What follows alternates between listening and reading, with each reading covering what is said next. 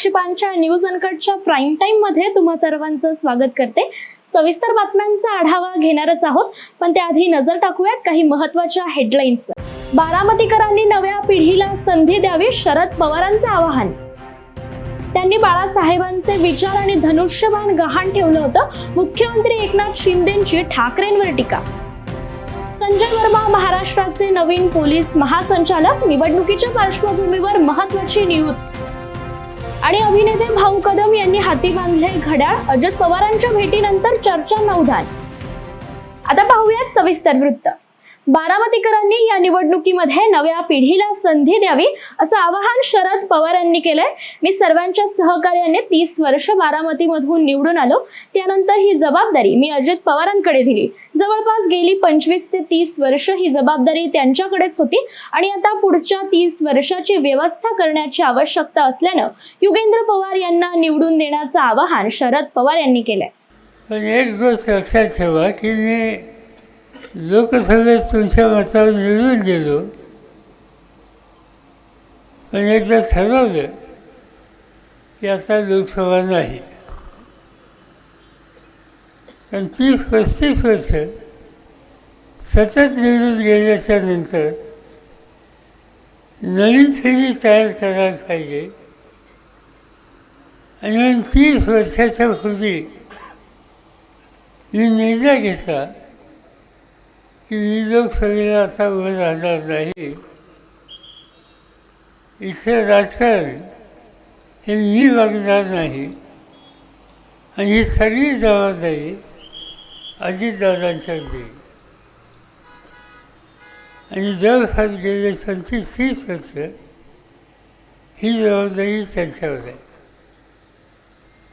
म्हणजे पहिले 30 वर्ष माझ्यावर, माझ्यानंतर 30 वर्ष अजितदादावर आणि आता पुढच्या 30 वर्षाची व्यवस्था करायची आवश्यकता आहे। आणि ती करायची असेल तर लोकांच्यामध्ये जाऊन लोकांचे प्रश्न समजून घेऊन त्याच्यात लक्ष घालण्याची दृष्टी पाहिजे। सातारा जिल्ह्याचे सुपुत्र असलेल्या मुख्यमंत्री एकनाथ शिंदे यांनी आज मंगळवारी कोरेगावात महायुतीचे उमेदवार आमदार महेश शिंदे यांच्या प्रचार सभेत बोलताना उद्धव ठाकरेंवर हल्ला चढवला। काही लोकांनी खुर्चीसाठी बाळासाहेबांचे विचार सोडून दिले। बाळासाहेबांचे विचार आणि धनुष्यबाण ज्यांनी गहाण ठेवलं होतं ते आम्ही अभिमानाने सोडवलं अशी टीका करत मुख्यमंत्री एकनाथ शिंदे म्हणाले, लाडकी बहीण योजना कोणीच बंद करू शकणार नाही। मालेगाव बाह्य मतदारसंघातून 5व्यांदा विधानसभा निवडणुकीला सामोरं जाणाऱ्या पालकमंत्री दादा भुसे यांनी श्री क्षेत्र चंदनपुरीच्या खंडोबाचं दर्शन घेत प्रचाराचा शुभारंभ केलाय। यावेळी महायुतीचे पदाधिकारी आणि नागरिक उपस्थित होते। यावेळी भुसे यांनी सप्तनिक खंडेराव महाराज यांचं दर्शन घेत मालेगाव तालुक्यातील जनता सुज्ञ असून ते नक्कीच आपल्याला योग्य कौल देतील असा विश्वास व्यक्त केलाय। कर्जत जामखेडसाठी 11 उमेदवार विधानसभेच्या निवडणुकीसाठी मैदानात उतरलेत। यात मुख्य लढत पुन्हा एकदा भाजपचे आमदार प्राध्यापक राम शिंदे आणि राष्ट्रवादी शरद पवार पक्षाचे आमदार रोहित पवार यांच्यात रंगणार आहे। आमदार रोहित पवार आपला बालेकिल्ला कायम राखतात की आमदार राम शिंदे त्यांना धोबी पछाड देतात, हे पाहणं खरंच रंजक ठरणार आहे। विशेष म्हणजे या निवडणुकीत आमदार रोहित राजेंद्र पवार यांचं तुतारी हे चिन्ह असून अपक्ष असणारे रोहित चंद्रकांत पवार यांना ट्रम्पेट चिन्ह मिळाले, त्यामुळे रोहित पवारांची कोंडी झाल्याचं बोललं जातंय। कोल्हापूर उत्तर मतदारसंघातून शेवटच्या क्षणाला माधुरीमा राजे छत्रपती यांनी माघार घेतलेले आमदार सतेज पाटलांना संतापानावर झाला, तर रात्री कार्यकर्त्यांच्या बैठकीत अश्रू देखील अनावर झाले। दरम्यान आज विधानसभा निवडणुकीच्या पार्श्वभूमीवर इंडिया आघाडीच्या नेत्यांची बैठक पार पडली। त्यानंतर सतेज पाटलांनी माध्यमांशी संवाद साधताना कोल्हापूर उत्तर बाबत पुढची दिशा सगळ्यांना विश्वासात घेऊन जाहीर करणार असून मला श्रीमंत शाहू महाराजांबद्दल आदर आहेच आणि मी कायम स्वरूपी गादीचा सन्मान ठेवणार असल्याचं मत देखील व्यक्त केलंय। आता काय की सगळ्या या गोष्टी घडलेल्या आहेत त्या सगळ्यांच्या समोर आहेत। आता त्याच्यावर चर्चा मी करणं, मी बोलणं संयुक्तिक नाहीये। मला वाटतं आता पुढची दिशा मी शिवसेना असेल, राष्ट्रवादी असेल किंवा महाविकास इंडिया आघाडीचे या सगळ्यांना विश्वासात घेऊन आज रात्रीपर्यंत आमची भूमिका उत्तरमधील स्पष्ट होईल। छत्रपती शाहू महाराजांशी देखील मी काल गारगोटीतून येताना चर्चा केलेली आहे. त्यांनाही विश्वासात घेऊन जो निर्णय होईल तो आम्ही सगळे मिळून घेऊ.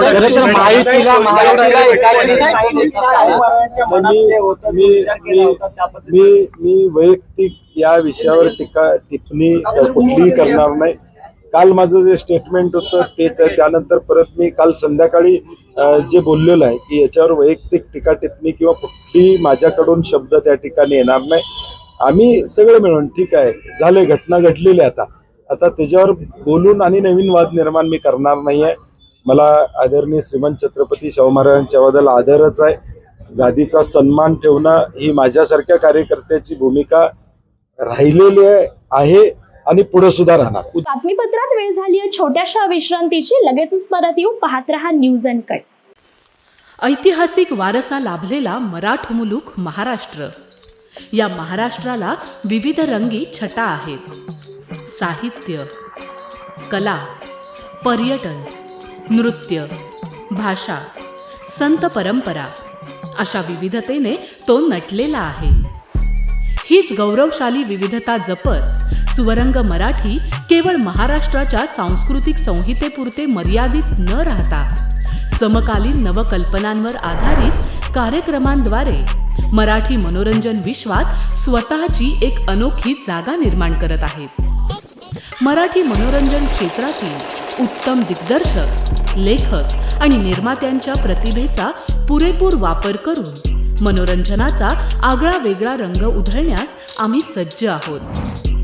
स्वरंग मराठीचे उद्दिष्ट मराठी मनोरंजन क्षेत्रामध्ये मनोरंजनाची वहिवाट सोडून, रूढीवादी पद्धती तोडून मनोरंजनाचा समृद्ध अनुभव प्रदान करून देण्याचा आहे.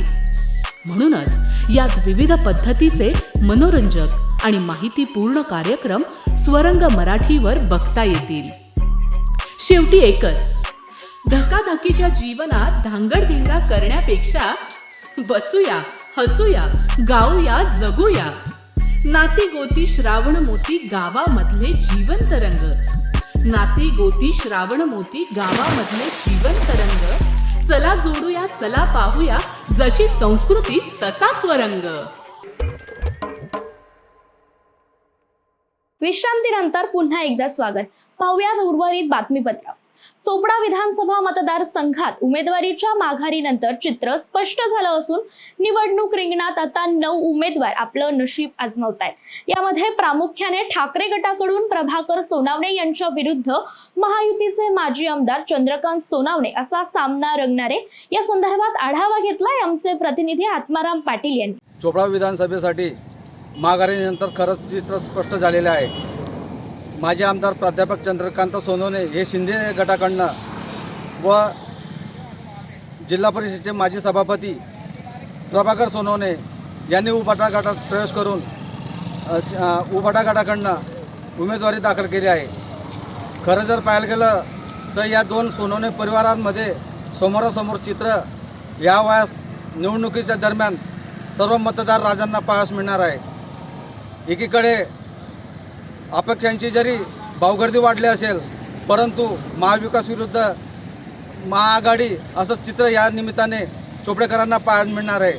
जनतेचा कौल येणाऱ्या 20 तारखेला कोणाच्या पाडद्यात जातं व 23 तारखेला कोण आमदार म्हणून निवडून येतो हा जरी मुद्दा वेगळा असला, परंतु प्रचाराची जी रणधुमाळी सुरू आहे त्याच्यातनं असं स्पष्ट होते की कुठेतरी जळगाव जिल्ह्यातील चोपडा मतदारसंघ हा काटेकी टक्कर म्हटलं तरी वावगं ठरणार नाही. Video journalist Atmaram Patil, news uncut, Chopda. राज्याच्या पोलीस महासंचालक रश्मी शुक्ला यांची निवडणूक आयोगाने बदली केल्यानंतर मुंबई पोलीस आयुक्त विवेक फणसळकर यांच्याकडे अतिरिक्त पदभार सोपवण्यात आला होता. रिक्त महासंचालक पदासाठी फणसळकर यांच्या पाठोपाठ संजय कुमार वर्मा, सदानंद दाते आणि रितेश कुमार यांच्या नावाची ही चर्चा सुरू होती. आता याबाबत मोठी अपडेट समोर आली आहे. राज्याच्या पोलीस महासंचालकपदी संजय वर्मा यांची नियुक्ती करण्यात आली आहे. विधानसभा निवडणुकीत नंदुरबार जिल्ह्यात अनेक नाट्यमय घडामोडी घडत असून अक्कलकुवा विधानसभा मतदारसंघातून भाजपच्या माजी खासदार हिना गावत यांनी अपक्ष उमेदवारी केल्यानंतर त्यांनी पक्षाला राजीनामा दिलाय. पक्षाच्या प्राथमिक सदस्य पदासह इतर पदांचाही त्यांनी राजीनामा पाठवला असून बंडखोरीमुळे पक्षाची प्रतिमा मलिन होऊ नये म्हणून हा निर्णय घेतल्याचं त्यांनी सांगितलंय. राजीनामा दिला आहे. काय तुमचा निर्णय आणि का बरं राजीनामा दिला? मी अक्कलकुवा मतदारसंघातून अपक्ष उमेदवारी अर्ज दाखल केलाय. नंदुरबारची जागा भारतीय जनता पार्टीला सुटलेली होती आणि गावित साहेब नंदुरबारचे अधिकृत उमेदवार महायुतीचे आहे. महायुतीचे उमेदवार गावित साहेब असताना शिवसेनेचे नंदुरबारचे नेते आणि कार्यकर्ते यांनी काँग्रेसच्या चिन्हावर शिवसेनेच्या व्यक्तीला उमेदवारी दिली आणि सर्व शिवसेनेचे पदाधिकारी, कार्यकर्ते, नेते हे काँग्रेस पक्षाचा खुलेआम प्रचार करत आहे. या सर्व बाबी मी पक्षाच्या वरिष्ठांना, आमचे भारतीय जनता पार्टीचे नेते आणि शिंदे गटाचे नेते यांच्या सगळ्यांच्या या गोष्टी लक्षात आणून दिल्या की महायुतीचा धर्म शिवसेनेने लोकसभेमध्येही पाळला नाही आणि आताही पाळत नाहीये. तर आपण त्यांना समज द्यावी आणि हा सगळा जो बंडखोरीचा प्रकार नंदुरबारमध्ये हे करताय हा विषय थांबला पाहिजे.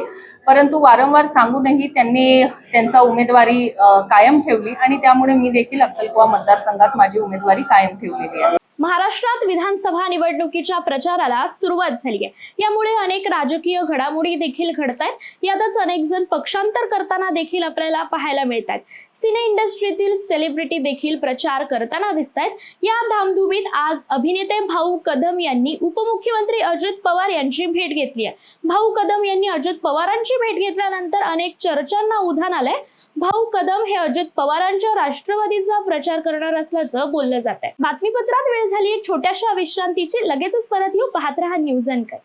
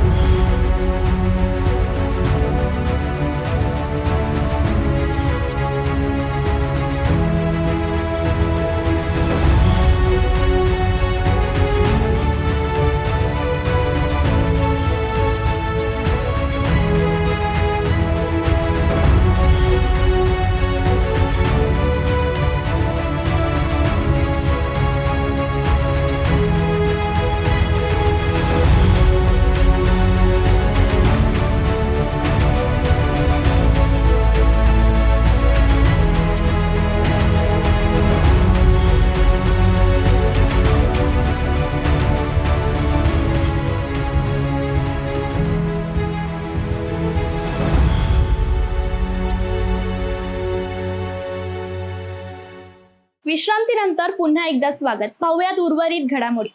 या महायुती सरकारनं शेतकऱ्यांचं वाटोळं केलं असून या सरकारला हद्दपार करा असं आवाहन ठाकरे गटाचे आमदार कैलास पाटील यांनी केलंय. ही विधानसभेची निवडणूक महाराष्ट्राचा मुख्यमंत्री ठरवणारी नसून जनतेचं भवितव्य ठरवणारी निवडणूक आहे. आम्ही फक्त 2.5 वर्ष सत्तेत होतो, त्यापैकी 2 वर्ष तर कोरोना काळात गेले असून उरलेल्या 6 महिन्यात आम्ही शक्य तेवढा विकास केलाय, अशी माहिती आमदार कैलास पाटील यांनी दिली. या निवडणुकीत आपण बघतोय की मागच्या 2.5 वर्षात जे सरकार राज्यात आलंय किंवा गेल्या 10 वर्षातलं मोदी सरकार या देशातलं, ही लोक, आपण सगळे शेतकरी आहेत, ही लोक शेतकऱ्यांच्या मुळावर उठलेली लोक आहेत. त्यामुळं आपल्याला ठरवायचंय की या 20 तारखेला आपल्या महाराष्ट्राची सत्ता कोणाच्या हातात द्यायची, आपलं भवितव्य कोणाच्या हातात द्यायचं, ही ठरवायची निवडणूक आहे. मागच्या 5 वर्षापूर्वी माननीय पक्षप्रमुख उद्धवजी ठाकरे साहेब, आपले खासदार साहेब असतील, यांनी माझ्यावर विश्वास ठेवून ह्या मतदारसंघात मला उमेदवारी दिली. आपल्या सगळ्यांच्या आशीर्वादानं, आपल्या सगळ्यांच्या प्रेमामुळं मी महाराष्ट्र विधानसभेत आपलं प्रतिनिधित्व करू शकलो. 5 वर्षाच्या कालखंडात मी पहिले 2.5 वर्ष ही सत्तेची होती, महाविकास आघाडी सरकार होतं, आणि नंतरची 2.5 वर्ष ही विरोधातली होती. पहिल्या 2.5 वर्षात 2 वर्ष कोविड होता, त्या 2 वर्षाच्या काळात ही आपण जेवढं महाविकास आघाडी सरकारच्या माध्यमातून जी कामं करता येतील, जी कामं मंजूर करता येतील, ती कामं आपण करून घेतलेली आहेत. गोंदियात महायुतीचे उमेदवार विनोद अग्रवाल यांनी मांडोदेवी देवस्थान आणि नगराधाम येथील पंचमुखी शिवलिंगाचे तसेच भैरव मंदिराचे दर्शन घेऊन आजपासून प्रचाराला सुरुवात केली असून विजय आपलाच होईल असा विश्वास त्यांनी व्यक्त केलाय. 2019च्या विधानसभा निवडणुकीत विनोद अग्रवाल यांनी भारतीय जनता पक्षाने उमेदवारी नाकारल्याने त्यांनी अपक्ष निवडणूक लढवत विजय मिळवला होता. यावेळी त्यांना भाजपने अधिकृतरित्या मैदानात उतरवले. जब जब भी चुनाव होते हैं तब तब भी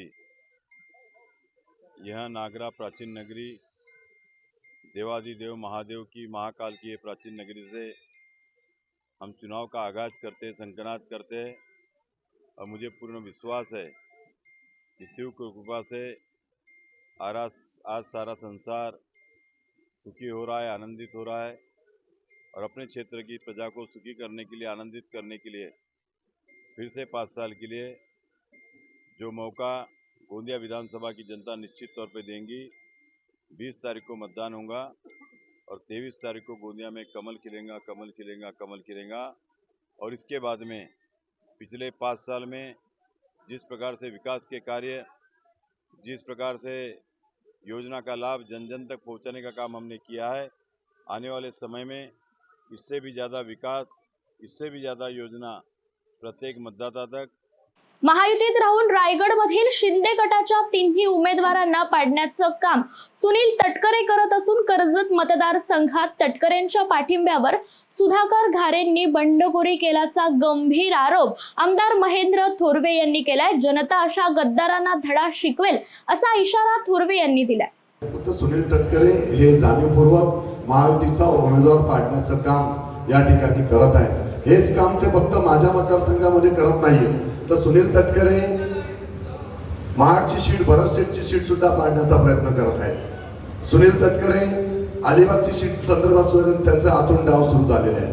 तुम्ही आता पाहताय की नाशिकची सीट सुहास कांदे हा माझा मित्र आहे, आमदार आहे, त्याला सुद्धा पाडण्यासाठी अपक्ष उमेदवार भुजबळांचा समीर भुजबळांना अपक्ष उमेदवार दिली.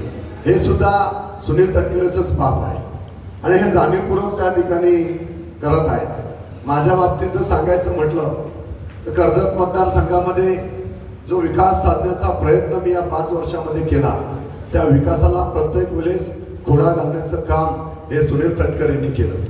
ज्या ज्या वेळेस बजेटच्या याद्या माझ्याकडनं जायच्या, त्या याद्या त्यांच्या माध्यमातून महायुतीच्या असणारे मंत्री असतील, त्यांचे राष्ट्रवादीचे मंत्री असतील, त्यांना सुद्धा त्या ठिकाणी सांगून मला जाणीवपूर्वक माझ्या याद्या कट करण्याचं काम हे सुनील तटकरेंनी केलं. माझा निधी कट करण्याचं काम वेळोवेळी त्यांनी केलं. जालन्याच्या परतूर शहरात महायुतीचे उमेदवार बबनराव लोणीकर यांच्या प्रचारार्थ भाजपचे राष्ट्रीय सरचिटणीस विनोद तावडे यांच्या प्रमुख उपस्थितीत बैठक घेण्यात आली. कार्यकर्त्यांमध्ये प्रचंड उत्साह असून महायुतीचे सरकार पुन्हा निवडून आणण्यासाठी सगळे कार्यकर्ते काम करतील, तसेच लोणीकरांना यापुढेही मोठी जबाबदारी दिली जाईल असा विश्वास तावडे यांनी यावेळी व्यक्त केलाय. परतूर मध्ये आज आमच्या प्रमुख कार्यकर्ते आणि समाजातल्या मान्यवरांचा हा जो मेळावा झाला, संमेलन, त्यामध्ये कार्यकर्त्यांमध्ये उत्साह आहे आणि बबनरावांनी गेले इतके वर्ष केलेलं काम आहे ते लोकांपर्यंत कसं पोहोचवता येईल याचा सगळ्यांनी मिळून विचार केला.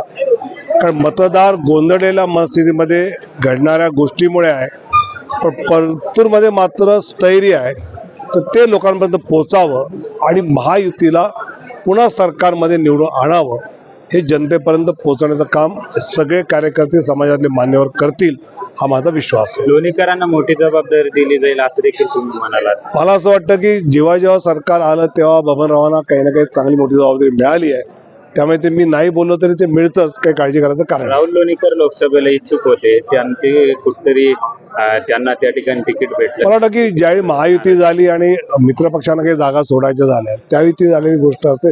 असं कधी मिळतं कधी मिळत नाही. मलाही कधी नाही मिळालं, नंतर मिळालं, असं मिळतच राहतं. धन्यवाद. गुजरातच्या 2 व्यापाऱ्यांनी एकनाथ शिंदेना प्रॉपर्टी दिली बाळासाहेबांची. या बातमीसह वेळ झाली प्राईम टाइम मध्ये इथेच थांबायची. पाहत रहा न्यूज अँकर. आहे.